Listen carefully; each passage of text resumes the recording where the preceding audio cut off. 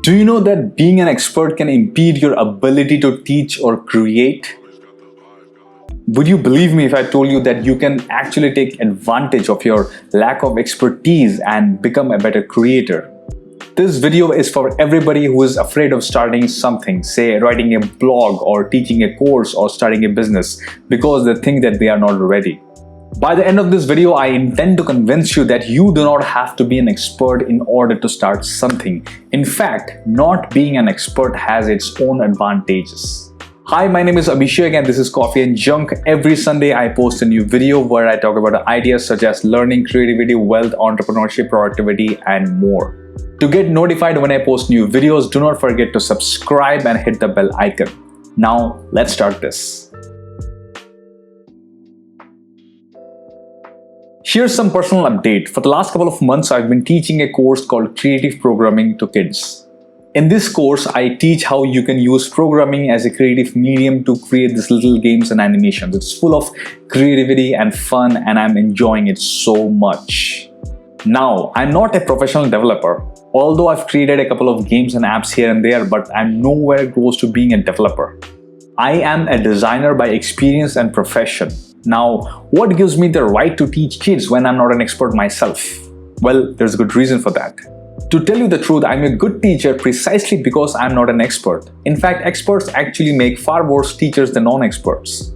You see, all experts suffer from something called an expert blind spot, where their own knowledge blinds them from how a student thinks and learns. Because experts already know so much, what is obvious to the experts is not always obvious to the beginners. When asked, they may not be able to articulate why they have done something in a certain way and not in any other way, even if it's the right way. Now, that is a big problem for beginners because we learn not just by understanding how something is done, but why this particular way, why not any other way.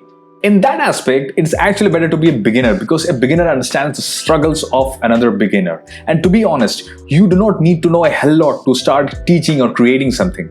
Anyone who has a strong understanding of the fundamentals of any subject, say writing, psychology, programming, or design, can start teaching or creating. You do not have to be an expert or a professor or per se a Nobel laureate.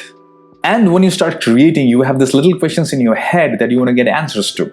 For that, you start to read more, you start to look up the source materials, and you will learn more. So in fact, being a teacher or a creator makes you a better learner as well. It starts a positive feedback loop, right? Which is very interesting.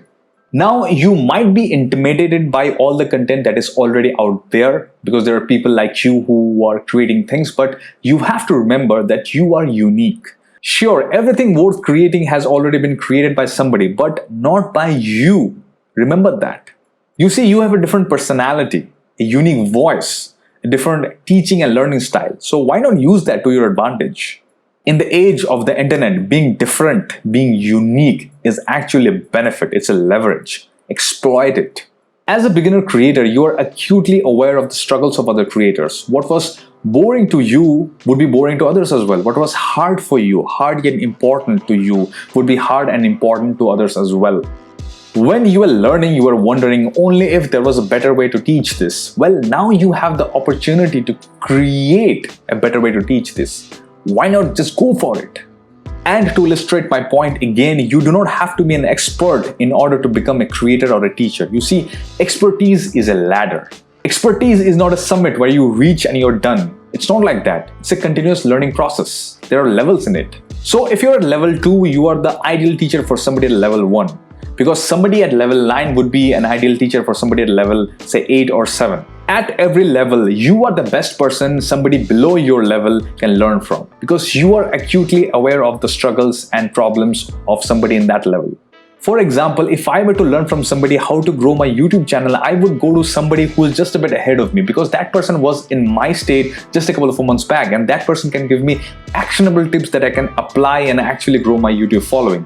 If I go to somebody who has, say, 1 million subscribers, then that person would have a completely different strategy which might be useful but won't be actionable to me, right? So I need to go to somebody who is just a bit ahead of me, right?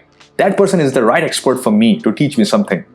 In conclusion, you do not have to be an expert in order to start creating or teaching something. Start here, start right now. Teach everything you know. Provide value.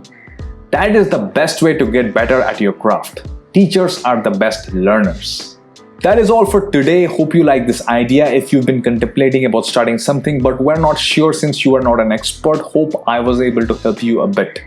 What is it that you want to create or teach? Do let me know in the comments. And to learn more about the strategies and principles of creativity, learning and wealth, do not forget to visit my website. It's called coffeeandjunk.com, where I've written about 150 essays on these topics. Also, do not forget to subscribe and hit the bell icon. It keeps me motivated to push new videos every Sunday. I'll see you soon. Till then, peace.